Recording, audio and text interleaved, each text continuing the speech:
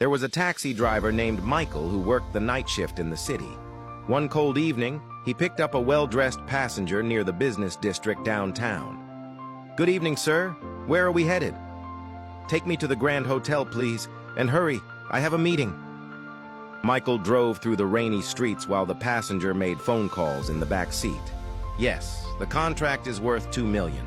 We closed the deal tonight." After 20 minutes, they arrived at the hotel entrance, lights reflecting off the wet pavement. "Here we are, sir. That'll be $35. The man paid quickly and rushed out, slamming the taxi door behind him. Michael was about to drive away when he noticed something on the back seat, a black leather wallet. He opened it and his eyes went wide in shock. Inside were stacks of $100 bills neatly arranged and several credit cards. "My God," he whispered, "there must be $5,000 here." The ID read, Richard Morrison, the same man who had just left. Michael sat there staring at the money, his mind racing with temptation and fear. "This could pay my rent for 3 months," he thought. "My daughter needs medicine. The car needs repairs. But this isn't mine. I have to return it." He looked at the hotel entrance, rain dripping from his taxi's mirror. "I should go in right now and give it back," he murmured nervously, but doubt crept in. "What if he doesn't believe me? What if he accuses me of stealing?" Michael grabbed his phone and called his dispatcher.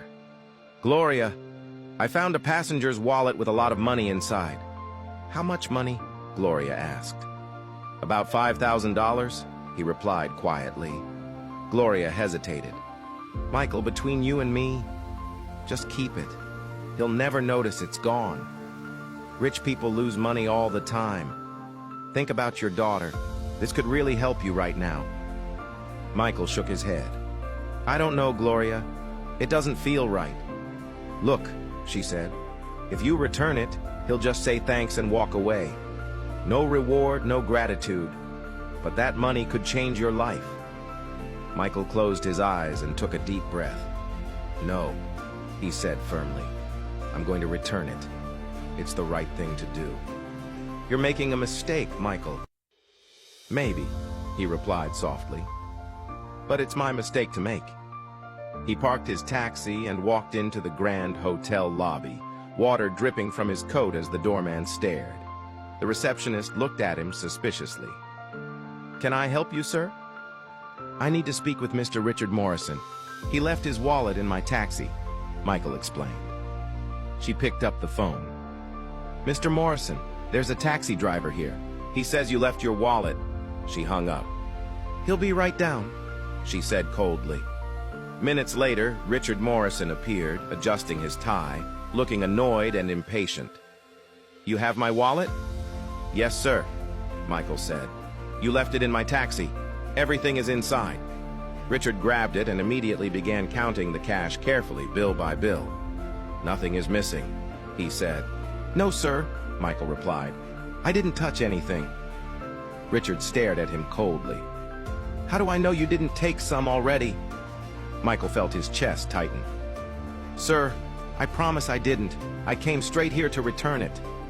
Richard counted again, checked the credit cards, and finally sighed. "I suppose everything is here." He put the wallet in his pocket. "Thank you." Then he turned to walk away.